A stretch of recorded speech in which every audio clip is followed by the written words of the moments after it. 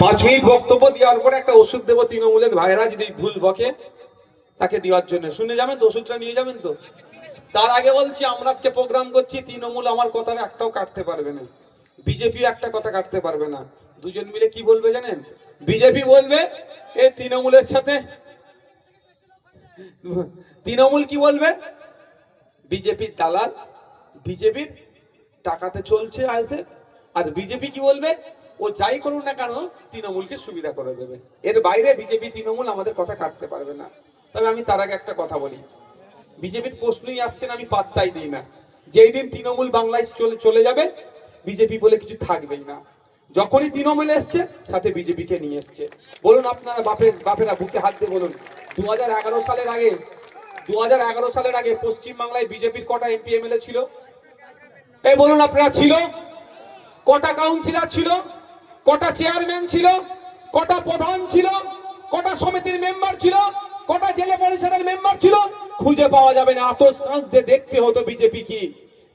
2011 সালের পর থেকে রে রে করে তৃণমূল বাড়তে থাকলো, পাল্লা দিয়ে বিজেপিও বাড়তে থাকলো।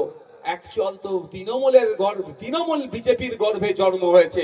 সুতরাং সে যখন এসছে, তার পরিবারের গার্জেনকে সাথে নিয়ে আসবে না? পরিবার গার্জেন এসছে তো, যেদিন তৃণমূল শেষ সেদিন বিজেপিও শেষ হবে। আজকের পর থেকে যদি আপনাদের কেউ বলে নওশাদ সিদ্দিকী বা আইএসএফ বিজেপির টাকায় চলে, তাদের একটা কথাই বলবেন, আমি যেখানে আজকে যেটা বলছি সেটা উত্তর দিয়ে দেবেন। আচ্ছা, আমি টাকা নিয়েছে বলে অভিযোগ অনেক, কেউ প্রমাণ করাতে পেরেছে?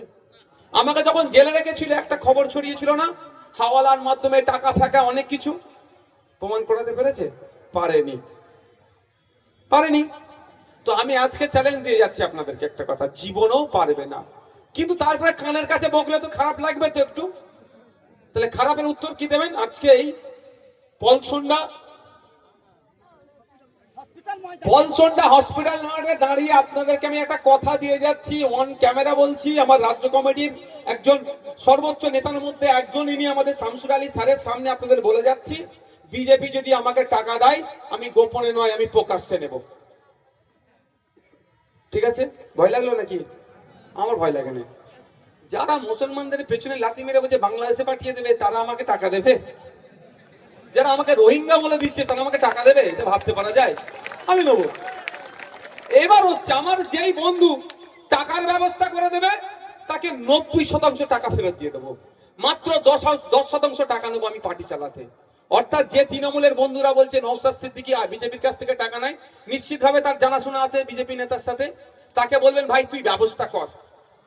100 টাকার ব্যবস্থা করতে পারলে নওশাদ ভাইজান 90 টাকা তোকেই দিয়ে দেবে তোর সংসার ধর্ম আয়েশ করার জন্য। 10 টাকা মাত্র পার্টি চালাতে নেবে। কি বলছি বুঝতে আসছে?